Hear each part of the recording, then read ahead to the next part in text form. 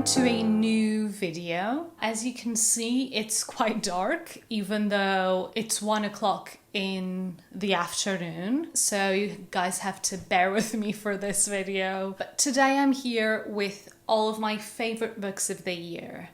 I'm going to talk about all of them, give you my ratings, and I guess it's also a recommendation video. I was trying to put things together and I noticed that it was all kind of divided by categories in itself, so I decided to go with that. I not only read physical books, but I actually use my Kindle most of the time, and I also listen to audiobooks. But actually this year, the majority of my favorite books were hardbacks, were physical books that I've read and purchased and read throughout the year. The first category will be classics, and the first book I have here is The Hound of the Baskervilles. I would say this is more about all of the Sherlock Holmes books. I really love them all this year.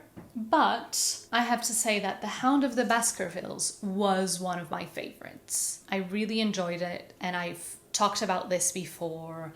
The Hound of the Baskervilles is the one that Sherlock isn't included as much. He sends John Watson to investigate the death of the elder Baskerville after they kind of went and looked and found a younger Baskerville to take on his mantle. And so this younger Baskerville is a little bit afraid of what has been talked about surrounding his uncle's death. Watson teams up with him and goes to Baskerville's manor to investigate this crime that has been committed and trying to prevent a new one. But yeah, so Sherlock obviously is included in the book, but not as heavily in this one. That's not really a bad thing or a good thing, but the book itself has a lot of atmosphere. Personally, my favorite novel. But actually I do prefer the stories. I just didn't have a favorite book for the stories. So I'm putting The Hound of the Baskervilles in my favorite books of the year. I gave that book 4.5 stars. I thought it was very good. The writing, the characters, the plot was interesting, the atmosphere was great. I think it deserves 4.5 stars. So the next category will be nonfiction. I tend to not read that much nonfiction. It's something that I have to be actively thinking about. And I tend to read at the end of the day when my brain is not on whatsoever. I read 2 books, or at least 1.5. I'm not sure if I finished the second book, but I did read this one, and from the first page, I knew it was going to be a favorite of the year. I didn't just choose the one I read. It's on my favorite books of all time. I haven't heard, other people talking about this book, so I really want to shout it out and emphasize that this is one of my favorite books of all time now. And that is Little Stories of Your Life. I purchased this last year when I went to Bath around Christmas time. It was one of my first books of the year, and it's just amazing. It's about finding your voice, sharing your word, and telling your story. And it really inspired me to do a better job at creating content for my Instagram and starting this YouTube channel. It really motivated me to continue to be a creator, embrace my creativity. It really just made me want to do more. And yeah, it has beautiful photos, inspiring text, and some exercises here and there, and tips and tricks to how to do better photography, how to write better. It's mostly about photography and writing, but I think it's also about the lifestyle. I would say it's just an amazing, inspiring book. I gave it 5 stars. Nothing less would be enough. Let's now go into graphic novels. I do love reading graphic novels, and I would say this is the coziest and my favorite of the year. That is The Tea Dragon Society by Katie O'Neill. And it's the coziest thing you have ever seen. It's amazing. It's about these tea dragons. So this little girl finds a tiny dragon with some things growing on its head, just lost in the street. And she returns the little dragon to their owners. And from then she kind of goes back, tries to learn more about these people that have this tea house and the little tea dragons.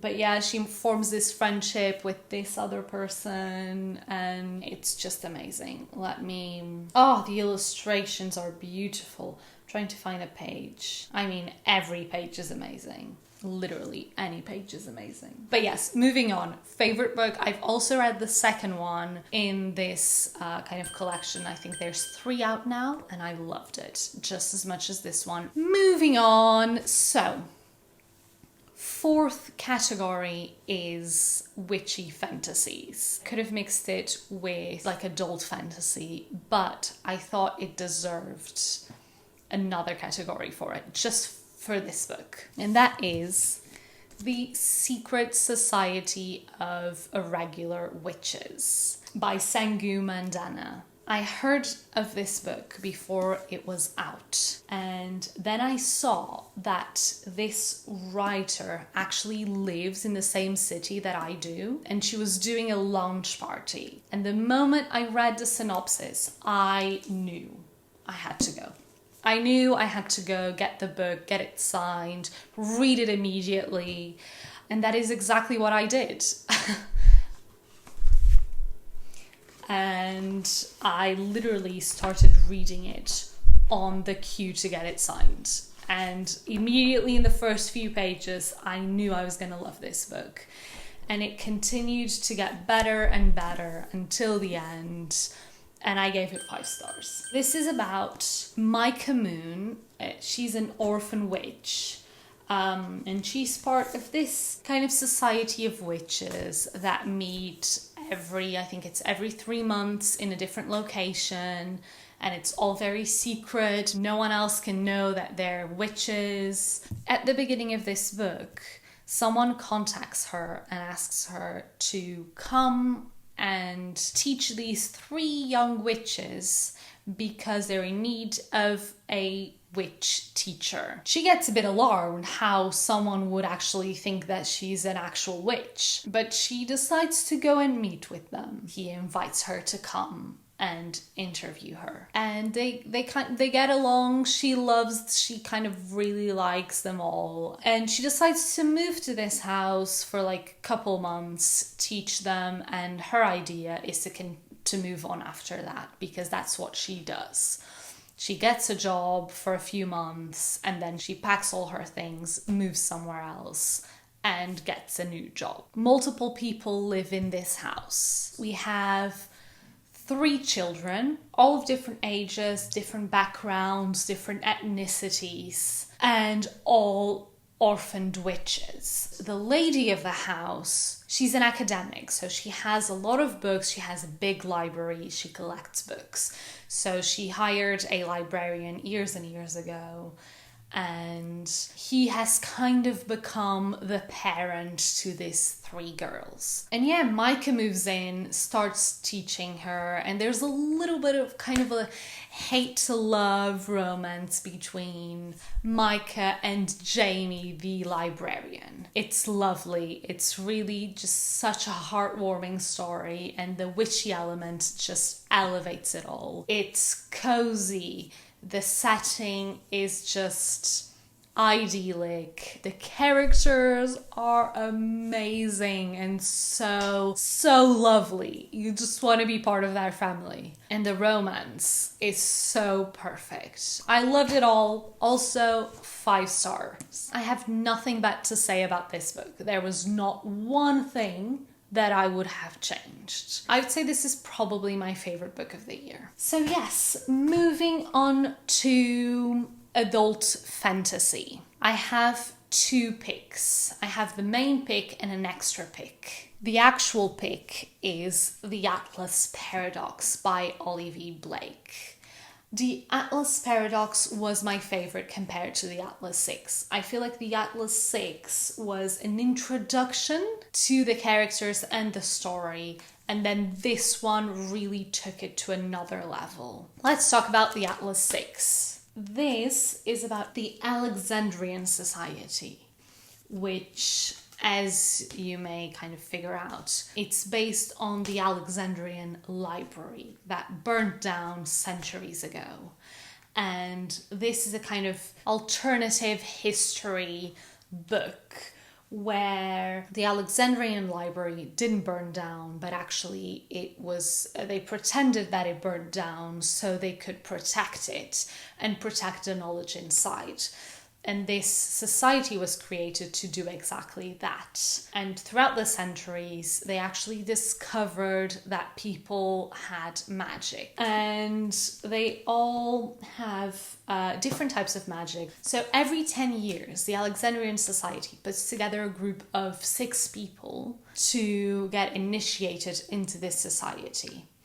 And it's a competition, and 5 of them will be initiated into the society, but 1 of them will not. Yeah, so we know from the synopsis that 1 of them, the 6th contender, is going to die. That's how it works. But none of them actually know about this. So they're going in a bit blind. They think this is kind of like an internship to be initiated into this society and to study and become academics for 2 years, learn as much as possible, and then stay at the society or go back into the world and make their careers. So this book is all about the characters and their relationships with each other, which is why I love this book. But actually, what I loved about this one was the mixture between the human connections and relationships from this book, the exploration of that, but also the mixture with, fantasy stakes, action, things happening. And yeah, I really love this book because you got to see some of the relationships from the first one change and the intricacies of that. But you also got to see the plot actually developing because the first one was quite slow. The plot, it was quite light, while in this one, you do have more plot. You still have the good things about the Atlas 6, but you have more of the fantastic elements that anyone looks for in a fantasy story. This one really had, I think, an explosive ending. It was full of twists and turns, things I was not expecting, and I have nothing bad to say about this, apart from it basically destroyed me. But yes, I gave this book 5 stars. I gave the Atlas 6, I think 4 point something. I went to a signing here in Norwich with Olivie Blake. But yeah, I went to the signing, got both of them personalized, but even though they were already signed editions. But yes, so now coming on to the extra pick for this category. This one I thought deserved to be mentioned, and that is The Drowned Woods by Emily Lloyd-Jones. I've actually heard not great reviews about this book, and I feel like if I knew more about Welsh mythology and culture, I might agree with them, but I'm just talking about my personal experience reading the book.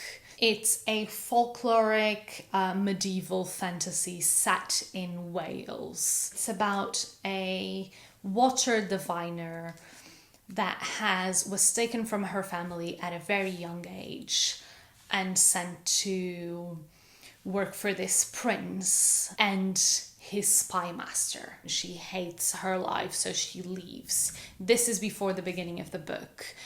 And right at the beginning, this spy master comes and finds her and tells her that he has a last job for her, and that is to take down the prince. And they collect a group of people on the way to do this job. And I really like the name, because I spent the majority of the book trying to figure out what this meant, and I actually really liked it. I also have the Illumicrate exclusive signed edition. The last two, they were Waterstone's signed editions, and I have to show you this cover. The jacket has a beautiful illustration. I have to show you this. Will you be able to see it? Let's try this way. It's beautiful. It's super intricate. I gave it like 4.5 stars. It wasn't perfect, but it was really good, and I thought it deserved a mention. And now moving on to the 6th category, which is YA fantasy. As you can see, I only have one book left here, which means now we're getting into the Kindle books. So this year, the second book to one of my favorite books of last year came out. And so I reread that first to then read the second one. I just couldn't not mention these books in my favorites video. But I just needed to tell you guys that this is one of my favorite young adult fantasy books of all time. And that is Legendborn by Tracy Deonn. I love this book. It's more than 5 stars. It's just amazing. And even after rereading it, I gave it 5 stars again. And this year, the second one came out. And I loved it enough to also put it on this list, which is why I'm talking about the both of them. But actually, I only gave 5 stars to Legendborn. But yes, so Legendborn, going back to the beginning, is about a girl that just lost her mom. She's pretty much a genius, so she gets accepted into this high school program on a college. So she's going to be doing college level classes, but she's still in high school. So she moves to South Carolina University with her best friend. This is a story of grief, discovering a whole new world full of magic and self-discovery. It's about heritage, and it's just an amazing story that talks about such important topics in such a brilliant way. It's amazing. The characters are great, the plot is interesting and relatively fast-paced. You can't really put the book down. On her first evening on campus, she sees a magical attack that really changes everything for her. There were this weird memories related to her mother's death, and she starts to figure out that maybe they're also related to this magical attack. And she discovers this whole secret society on campus that is related to Arthurian legend. I really, really loved the first book, and it presented a whole new world. But the second book is the one that really expands the world. The first one, you are at university. It's pretty much a dark academia book. And then there's this big discovery at the end of the first book that moves on to the second book, and things really open up. You start to see more of the society, you start to see more of the world. And I think that's what made me like the second one less, weirdly. In terms of plot, it moved quite fast. It was kind of a road trip style book. I would have liked it to be slightly less fast-paced. I think that's my biggest problem with the second one. Legendborn is 5 stars. Bloodmarked, which is the second one, I'm not sure I even said the name, was 4 stars. I didn't even mention the romance. Oh my god, the romance in this is amazing. I don't think I've heard one bad review about this book. Just go read it. This second mention, I would say, is probably my least favourite book in my favourite books. And that is Anatomy, a Love Story by Dana Schwartz.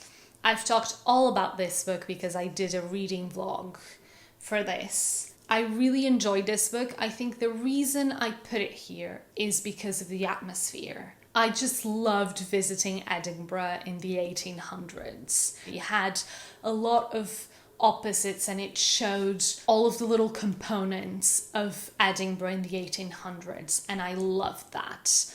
The story is good. I basically figured out everything, but the characters are interesting. I like the characters and I like the plot. I'm gonna read the second one that is coming out in the beginning of 2023. I just really enjoyed it in general, but I think the setting is what made this book be mentioned in this video. I gave it 4 stars, but I thought the setting was great and I wanted to mention it here. Tea break, please. Desperately needed that. As you can see, this stack is gone, which means that the last 4 categories are romance. 6th category is summary adult romance. And my pick for that is actually not a surprise at all. Book Lovers by Emily Henry. It's about 2 kind of rivals. They're not rivals. One, they both work in the publishing industry. The main girl is a book agent and the main guy is an editor. And they've had a kind of explosive meeting where they discover that they do not get along, they don't really like each other, but unfortunately, they will have to work on a book together. The main character travels with her sister for the summer because she's pregnant with her 3rd child, and she wants kind of like a holiday apart from her kids and her husband before the 3rd child arrives. And so the 2 sisters go to a kind of remote place to spend the summer. And when they get there, surprise, surprise, who's also there? This editor. And surprise, surprise, they're going to be working together.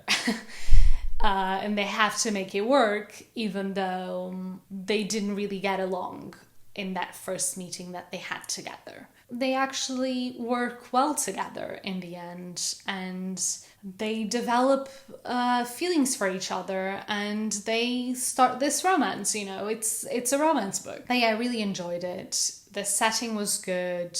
The banter was amazing. I really love the characters. I love the themes mentioned. The incorporation of the sister and her children and their drama. I really like the backstory, the fact that it wasn't just a romance between 2 people. You had all of this history to explore from both sides. And I gave it 4.5 stars, which is basically the maximum because there's always a couple things that I don't love in romance normally. So moving on to our 7th category, we have holiday adult romance. And my favorite is A Big Surprise. So my favorite holiday adult romance of this year is Meet Me Under the Mistletoe. I don't think you'll be able to see that cover. But trust me, go look for it. The American version on Goodreads, you'll see the nice cover. By Jenny Bayliss. So this book is about a woman that owns a bookstore in London. She is from a small town, I think just south of London, just an hour away, and she used to go to a boarding school in her small town, and she formed a friendship group with all of these rich kids, and they were like very, very tight. Obviously, since they left, it kind of drifted apart a bit, But then one of their numbers dies, and they promise not to drift apart anymore, to try and meet up as much as possible. And that has not really gone to plan, but they're trying. And one of their numbers, actually two of their numbers, are getting married to each other. And so they invite the whole of the group of friends to go spend a week before the wedding in this kind of castle where they're actually going to be having the wedding. So they're all going to go early, spend a week there, and then there's the wedding. And you just follow her on that journey. She doesn't really want to go because the last time they all met, something happened with one of the other friends, apart from it being when one of their friends died. She doesn't really want to see him. But because they've been friends for decades, she is convinced to go. And when she is there, she re-meets an old enemy from their school days. He was the son of the gardener at this castle. So she re-meets this guy, and there's a romance. I really enjoyed this book. I really love the way they talked about the issues and how the issues were included in the book, but not made a big deal unless they needed to be. Love the main character, love the love interest, really liked all of the friends. Her family was great, the family issues involved in the book. It was just such a well-rounded book. The story was good. There's this... I don't know, everything was just so good. It's dramatic, but it's not over dramatic. The setting was just the most Christmassy thing I have ever seen. It was amazing. I loved it. Best holiday romance I've ever read. I gave it 5 stars. I think it's the second ever romance I gave it 5 stars. Moving on to YA summer romance. I'm just going to take a break to drink some tea because I think I deserve it, and we'll continue on to YA summer romances. Nice.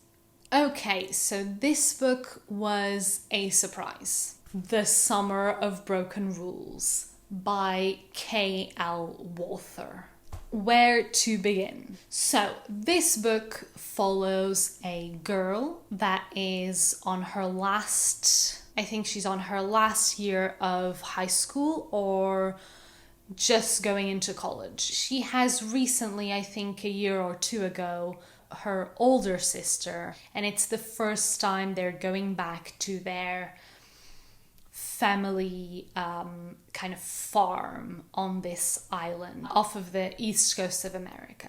And I think it's east. Oh my god, do I not remember? But yes, so the whole family and friends normally congregate on this island for summer. Because her sister died, her parents and herself haven't been back at least one summer.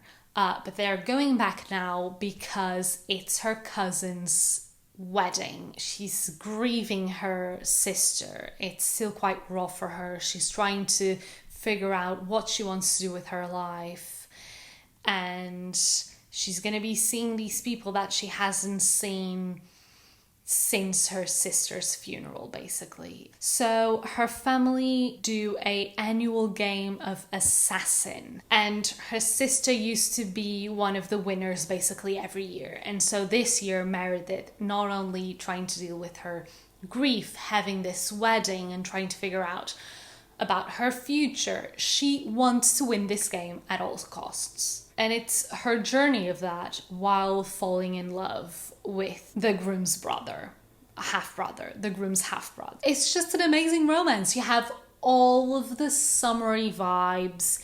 It's her trying to win this game, her trying to figure out what she wants to do with her life, dealing with grief, being with her family, falling in love with this guy and getting to know him. It's a complex book, but it has all of the summer vibes that you want from a summer romance. I could not point out one thing that I didn't like about this book. Moving on. Sorry for the interruption. So the last clip I filmed, unfortunately, was all out of focus. So I'm refilming this the day after.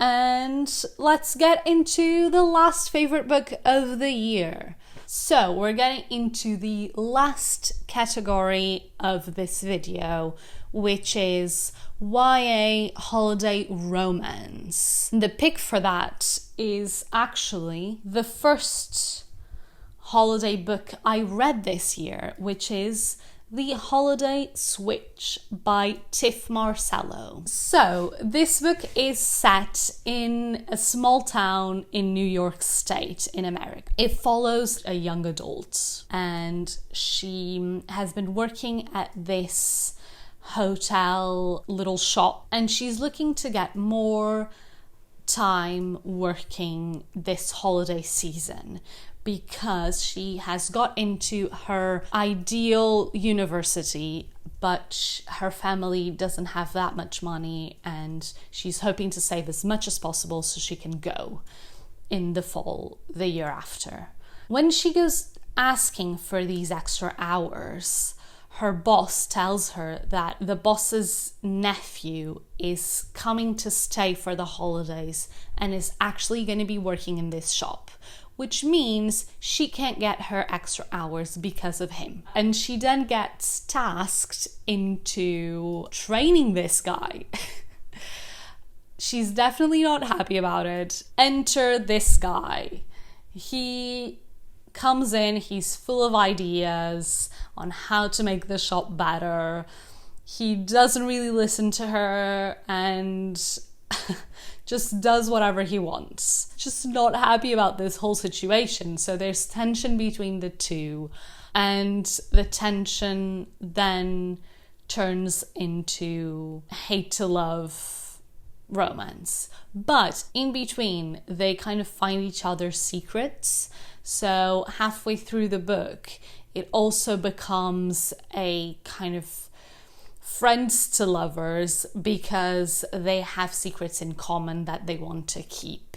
So it's a kind of hate to friendship to love. And it's quite nice. I think it involves all of the necessary topics for it to be a good young adult book. It's about family. It's about self-discovery. It's about becoming an adult and having more responsibility. They're both American Filipinos, and so you have the heritage of their families and trying to understand who they are as mixed heritage people.